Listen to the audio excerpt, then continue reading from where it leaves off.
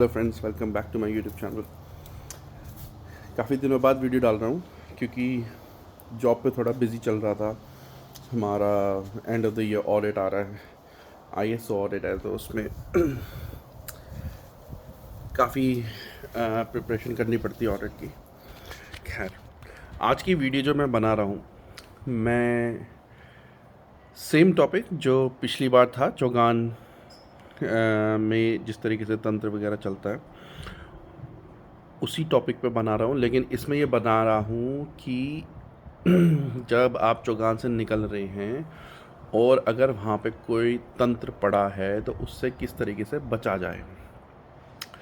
तो दोस्तों, जो भी मैं नॉलेज आपको दे रहा हूँ, ये नॉलेज मुझे मेरे जो गुरुजी हैं, जो ग्रामीण तंत्र जैसे मैं बोलता हूँ, वो ग्रामीण तंत्र जो मैंने सीखा अपने गुरुजी से, उसके बेस पे बता रहा हूँ।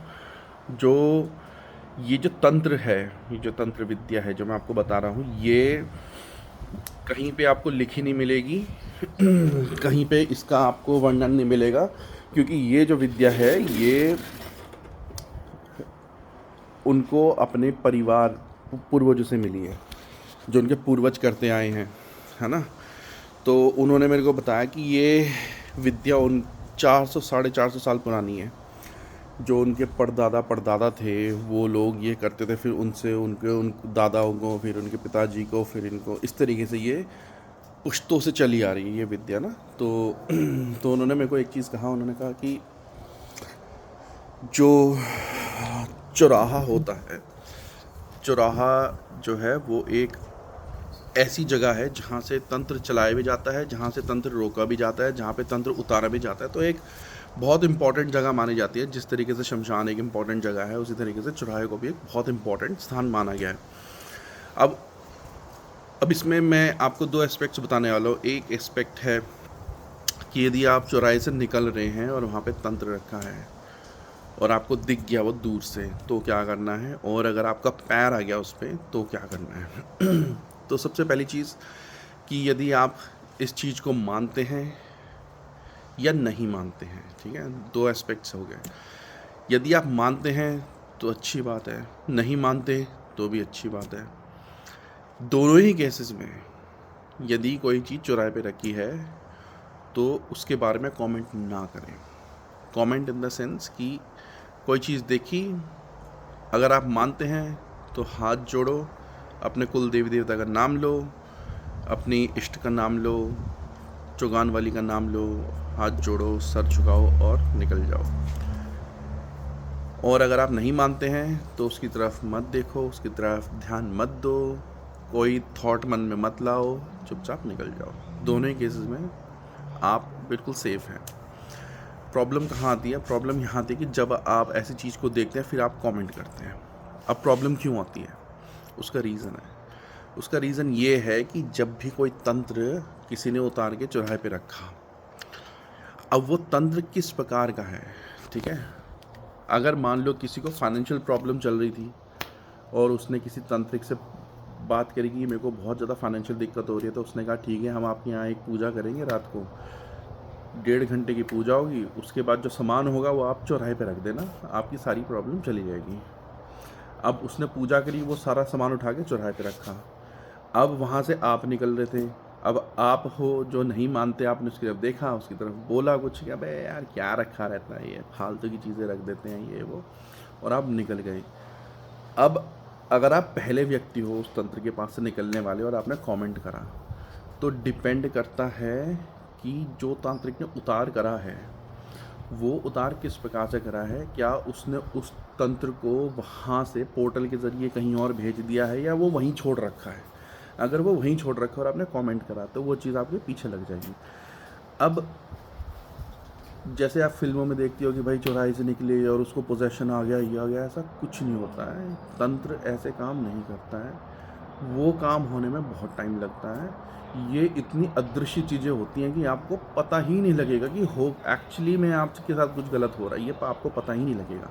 फ्रस्ट्रेशन आपको आनी शुरू हो जाएगी, फाइनेंशियल लॉस, छोटे छोटे लॉस होंगे पहले, छोटे छोटे, आपको लगेगा यार ये तो क्या 10 रुपये गिर गए, क्या बड़ी चीज़ है, अरे कोई बात नहीं। ऐसे धीरे धीरे धीरे धीरे वो आपका जो पूरा माइंडसेट है ना, माइंडसेट आपका इन्फ्लुएंस करने लग जाएंगी ये चीज़ें। इतनी आपको समझ नहीं आएगा यार कि मैं जो डिसीजन ले रहा हूँ कि मैं गाड़ी खरीदने गया, लेनी वो गाड़ी थी, ले ये ली और ये साली बेकार निकल गई, इसमें मुझे ये लॉस हो गया, बीमारियाँ, ऐसा होता है। ठीक है, ये नहीं होता कि आपके घर में कोई चीज़ नाचने लग जाएगी, आवाज़ें आनी शुरू हो जाएगी, ऐसा कुछ नहीं होता है। क्योंकि वो सारा डिपेंड करता है तंत्र के ऊपर, वो तंत्र कैसा है। अगर वो किसी की बीमारी का तंत्र है, किसी को बीमारी है और उसने कहा कि भाई मेरी ये बीमारी उधर नहीं रही है। बीमारी कई बार क्या होता है, जब प्रेत बाधा लगाई जाती है तो आपने देखा होगा किसी किसी को ऐसे ही हो जाता है या किडनी फेल हो गई है ना। तो वो क्यों होती है? अब मान लो ये जो तांत्रिक होते हैं, ये जब शमशान में जाते हैं तो ये ऐसी बॉडी का इंतज़ार करते हैं जो बीमारी की वजह से मरा हो। कोई मान लो कैंसर से मरा हो, किडनी फेलियर से मरा हो, ब्रेन ट्यूमर से मरा हो। ऐसी जब बॉडीज़ आती हैं और उनकी आत्मा को पकड़ते हैं तो वो उस आत्मा को, कि आप कहोगे कि यार ये बंदा है, ये साला बहुत तरक्की कर रहा है, इसे परेशान करना है, तो वो क्या करेगा, वो आत्मा जो है उसके ऊपर छोड़ देगा। अब क्योंकि वो आत्मा अपने पिछले शरीर में बीमार होकर निकली थी, उसको कैंसर था, जहाँ का कैंसर उसको था वहीं पे वो कैंसर यहाँ पे डेवलप होगा। अब ये बात बड़ी चौंकाने वाली है कि अब कई लोग इस बात से, अगर आप इस चीज़ों में हो तो आप इस चीज़ से एग्री करोगे, और आप अगर फालतू वाले हो जो आगे कमेंट कर रहे हैं तो उससे मेरे को कोई फ़र्क नहीं पड़ता। लेकिन आत्मा जो है वो बीमारी कैरी करती है। यदि आप किसी परेशानी से परेशान हैं, आपको फिज़िकल प्रॉब्लम है और आपके पास कोई तंत्र, ऊपर कोई तंत्र ही नहीं है। कई बार होता है ना, बचपन से परेशानी रहती है, किसी को डायबिटीज़ है, किसी को कुछ है, ये क्योंकि आत्मा के साथ रोग लग के आता है। आत्मा जो है वो कोडेड मैसेज, अगर आपने वो रोग अपनी पिछली लाइफ में क्योर नहीं करा तो वो आत्मा के साथ नेक्स्ट लाइफ में भी वो फॉलो करेगा। तो इसलिए कोई बीमारी है उसको क्योरिंग करने की कोशिश करो, उसको कंट्रोल करने की कोशिश करो, यहीं इसी बॉडी में नहीं तो वो आत्मा के साथ लग के अगले जन्म में भी वो चीज़ फॉलो होगी। ठीक है, तो एनीवेज, तो लोग क्या करते हैं, तंत्र करके उस आदमी, उस मरे हुए मृत इंसान की आत्मा को किसी के ऊपर छोड़ेंगे तो जिस बीमारी से वो आदमी मरा था वही बीमारी इस इंसान को भी लगेगी, वो आत्मा उसको वहीं पे प्रॉब्लम करेगी। तो कई बार फिर लोग जाएंगे तांत्रिक के पास, जी मुझे तो किडनी फेल हो गई मेरी अचानक, मेरे को तो लीवर फेलियर हो गया जी, मेरा कुछ करो। तो वो क्या करेंगे, उस आत्मा को उतारेंगे, उसे बंद करेंगे, उसे रख देंगे चौराहे पे। अब उसने वो चौराहे पे रख दी, अब वहाँ से जो निकलेगा, जो निकलेंगे कमेंट करेंगे या कुछ करेंगे तो वो चीज़ उनके पीछे लग जाएगी, फिर वो बीमारी वहाँ से हट जाएगी और इस इंसान पे वो आत्मा चिपक के वही बीमारी इस इंसान को कर देगी चौराहे से लेके आया। ठीक है, तो इसलिए भाई अगर आप मानते हो नहीं मानते हो कोई फ़र्क नहीं पड़ता, आप इन चीज़ों को कमेंट मत करो, इन चीज़ों के साथ पंगा मत लो। आप नहीं जानते कि ये चीज़ें आपका क्या कर सकती हैं, है ना। जिस चीज़ का नॉलेज नहीं है, अब मान लो मुझे फाइटिंग नहीं आती है और मैं एक शाओलिन मंक से जाके पंगा ले लूँ तो भाई वो तो मेरा, किसी यूएफसी फाइटर से मैं अगर फाइट करूँ वो तो मेरा तेल निकाल देगा ना, क्योंकि मुझे वो चीज़ आती नहीं है यार, है ना। तो इसी तरीके से यदि आप इन चीज़ों को ज़्यादा नहीं है तो इसके बारे में कमेंट ना करें। अगर आपको कोई चीज़ दिखी मिले उसकी तरफ, अगर आप मानते हैं इन चीज़ों को तो हाथ जोड़ो और चुपचाप निकल जाओ। ठीक है, तो अब अगर आप नहीं मानते तो अपना कुछ मत कहो और चुपचाप निकल जाओ। दोनों केसेस में कमेंट वगैरह करने की ज़रूरत नहीं है, हाथ जोड़ो और चुपचाप निकल जाओ, है ना। अब क्वेश्चन आता है कि यदि आप मानते हैं तो वहाँ पे अपने कुल देवी का नाम लें, कुल देवता का नाम लें, हाथ जोड़ें और चौकान वाली का नाम लें और अपना निकल जाओ। ठीक है, अब क्वेश्चन आता है कि अगर आपका पैर इन चीज़ों में आ जाए तब क्या करें। यदि आपका पैर इन चीज़ों में आता है और उसमें भी वेरिएबल्स क्या है, उसमें भी वेरिएबल्स ये है कि यदि आपसे पहले वो चीज़ जा चुकी है तो आपका पैर आ गया तो कुछ नहीं होगा, वो जा चुकी है, ख़त्म हो रखा है। या फिर अगर किसी ने वो किसी शक्ति को लगा के भेजा है और शक्ति ने उसको वहाँ से डिस्पोज कर दिया उस एंटिटी को, तब भी वो नल एंड वॉइड है, वहाँ पे वो कुछ नहीं है, वो सिर्फ सामान पड़ा हुआ है, वो भी गया। अगर किसी ऐरे गहरे तांत्रिक ने, जिसको तंत्र विद्या सिर्फ पैसा कमाने के लिए कर रहा है, उसने कोई ज़्यादा डीप स्टडी नहीं करी है, कोई डीप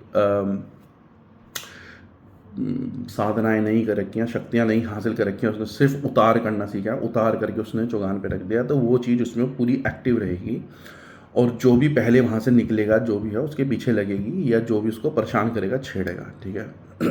अब सारे वेरिएबल्स हटा के वेरिएबल ये रखते हैं कि किसी ने उतार करके रखा, आप वहाँ से निकले, आपका पैर लगा, अब क्या करें। तो सबसे पहली चीज़, हाथ जोड़ के माफ़ी मांगो, सीधा हाथ जोड़ दो वहीं पे भाई, सरेंडर करो कि मैं माफ़ी मांग रहा हूँ, मेरे से गलती होगी, मैंने जानबूझ के नहीं करा, हे चौगान वाली माई, हे माता आप साक्षी हैं, अपने कुल देवी देवता का नाम लो, हाथ जोड़ो, और अगर हो सके तो घर मत जाओ, सीधा सीधा वहाँ से किसी टेंपल में जाओ। टेंपल में जाकर, जिस टेंपल में आप जाते हो, अगर आपके घर के पास कोई टेंपल है जहाँ पे आप रेगुलर जाते हो, शिव जी का है, माता का है, जिसका भी है, वहाँ पे जाकर अगर शिव जी का है तो जल वगैरह चढ़ाओ, उनसे प्रार्थना करो कि हे भोले बाबा, गलती से मेरा पैर आ गया, मेरी कोई इंटेंशन नहीं थी, मेरी रक्षा करें, है ना। फिर वहाँ पे अपने ऊपर जो शिवलिंग पे जल चढ़ा है उसको थोड़ा सा जल लेके अपने ऊपर छींटा मारो और अपना, फिर उसके बाद घर जाओ। अब मान लो अब रात के टाइम है और मंदिर खुला नहीं है, तब क्या करें। तब भी आप यही काम करें, सीधा मंदिर जाएं, मंदिर के बाहर खड़े होके भगवान से प्रार्थना करेंगे, हे प्रभु मेरे से गलती हो गई, मेरा कोई इंटेंशन नहीं था, और मेरी रक्षा करें, ठीक है। अब मान लो आप मंदिर नहीं जाना चाहते, आप घर जाते हैं, तो आप सबसे पहले वहाँ पे क्या करें, हाथ जोड़ दें, कुल देवी देवता का नाम लें, पितरों का नाम लें कि हे कुल देवी देवता, हे माँ, जो भी आपकी कुल देवी का नाम है उसका नाम लें, हे माँ मेरे से गलती हो गई और मेरा कोई इंटेंशन नहीं था, ये नहीं था, वो नहीं था, सब कुछ बोलें, ध्यान करें, बोलने की ज़रूरत नहीं, सिर्फ आप उस चीज़ को ध्यान करेंगे तो वो एक्सेप्टेबल हो जाती है, क्योंकि शक्तियों को इंटेंशन भाव से चलती हैं शक्तियाँ। फिर आप घर जाएं तो घर में डायरेक्ट एंट्री मत लें, अपने हाथ पैर धोएं, मुंह पे छींटा मारें, बोल दें घर वालों को कि मेरे को पानी ला के दे दो, छींटा वीटा मार लो।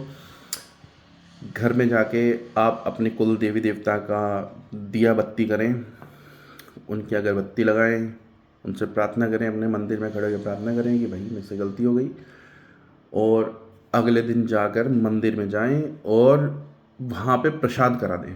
अब वो प्रसाद बांट दो कि भाई जो कल गलती हुई है उसका प्रसाद बांट रहा हूँ, मेरी रक्षा हो।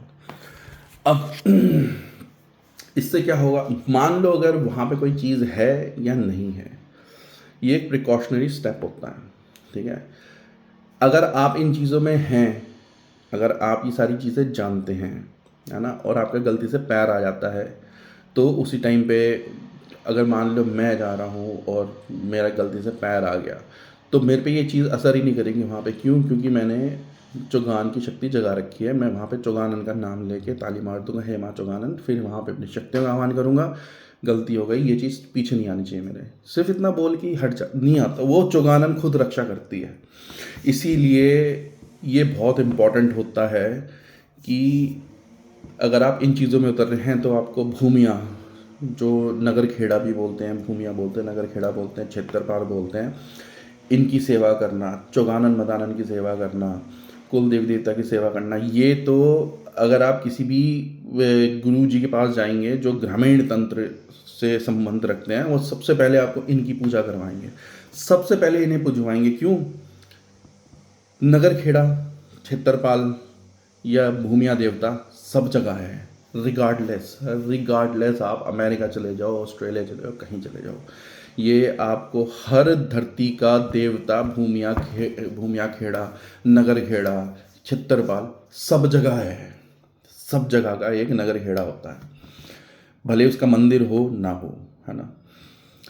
दूसरा, चौगान आपको सब जगह मिलेगा, सभी जगह मिलेगा चौगान। तो जंगल में जाओगे, जंगल में भी कहीं ना कहीं आपको चौराया मिल जाएगा, और अगर चौराया नहीं मिलता तो आप खुद भी बना सकते हैं। कई बार क्या होता है, ऐसी चीज़ें उतारी जाती हैं, जैसे कि मेरे गुरुजी ने बताया कि कई बार ऐसी चीज़ें उतारी जाती हैं जिन्हें आप चौराहे पे नहीं डालना चाहते हैं, क्योंकि आपको पता है कि ये नुकसान करेगा ही करेगा। आप जैसी चौराहे पे रखोगे, ये किसी ना किसी का नुकसान करेगा ही करेगा। तो क्या करते हैं, किसी जंगल में जाते हैं, वहाँ पे हाथ से या कोई चक्कू से या कोई चीज़ ले आके वहाँ पे चौराहा बना जाता है चक्कू से चौराहा बना के उस पे आह्वान करा जाता है, चुगानन का मदानन का उनका मंत्र पढ़ के आह्वान करा जाता है। वहीं पे चुगानन मदानन हाजिर हो जाती है, उसके बगल में गड्ढा करके इस चीज़ को गाड़ देते हैं और दबा देते हैं। फिर कहते हैं हे माँ चुगानन, हे माँ मदानन, तू इसकी साक्षी है, इस चीज़ को गाड़ दिया, इसको यहीं रख। और वो क्योंकि जंगल है, वहाँ पे कोई आएगा जाएगा नहीं, है ना। तो इस तरीके से भी जो बहुत टॉप लेवल के तांत्रिक हैं वो ऐसा करते हैं ताकि किसी को परेशानी ना हो। जब चौराहे पे रखा जाता है तो उससे परेशानी आती ही आती है। तो जो बड़े लेवल के तांत्रिक होते हैं, जो मतलब अब सोचो 450 साल पुरानी विद्या है जिनके पास, जो मेरे गुरुजी हैं, तो वो बताते हैं कि भाई मैंने एक दिन बोला, मैंने कहा गुरुजी मैं ये चीज़ रख के तो आ जाऊँगा, लेकिन इससे तो नुकसान हो जाएगा किसी का, मैं नुकसान नहीं करना चाहता। तो उन्होंने कहा बेटा एक काम करो, वहाँ पे कोई जंगल हो जहाँ पे कोई ना जाता हो, वहाँ जाओ और ऐसे चौराहा बनाओ, उस पर चुगानन मदानन का आह्वान करो, बगल में गड्ढा खोदो और दबा दो। कह रहे कि जब वो दब जाएगा ना, 2-3 दिन हो जाएंगे, तो वो चुगानन मदानन के अंडर में चली जाती है चीज़। फिर उसके ऊपर से कोई जानवर जाए, आदमी जाए, कोई फ़र्क नहीं पड़ता।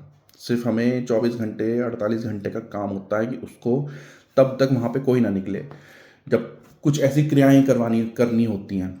तो ऐसा भी होता है कि जंगल में जाके आप चौराहा बना के वहाँ पे भी आह्वान करा जा सकता है। तो ऐसी मतलब मैं आपको बताना चाह रहा हूँ कि जो हाई लेवल के जो असली गुरु हैं उनके पास ऐसी विद्याएं हैं जो मतलब, क्योंकि मैं अपनी बीमारी उतार के किसी और पे चढ़ाऊँगा तो वो भी कर्मा बनेगा ना। कोई बेचारा जिसको नहीं पता इन चीज़ों का, वो इस चीज़ों की चपेट में आएगा और उसके साथ बुरा हुआ, ये भी तो ठीक नहीं है।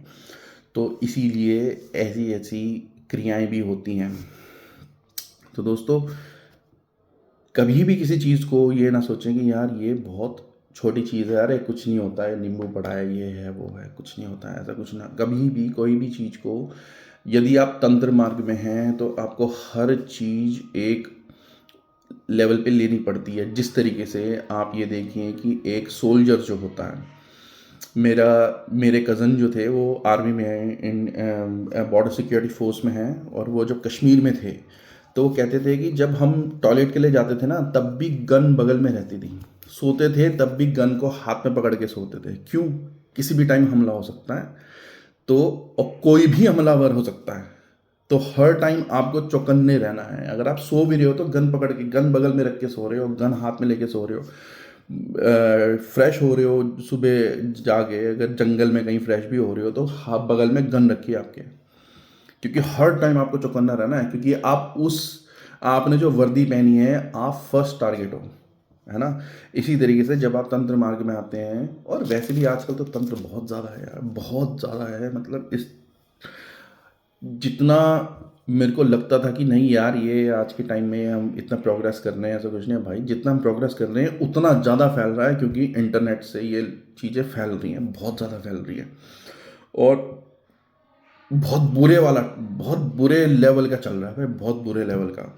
इतने बुरे लेवल का कि लोग इतने ज़्यादा ग्रीडी हो गए हैं कि वो अपना विश फुलफिलमेंट के लिए किसी के माँ बहन कुछ नहीं देख रहे हैं भाई, कोई भी कीमत नहीं देख रहे हैं, किसी भी कीमत तक गिर रहे हैं। तो इसीलिए हर टाइम चौकन्ना, अगर आप चौगान पे कोई चीज़ देखें तो उसको उतना ही सस्पिशियस समझें।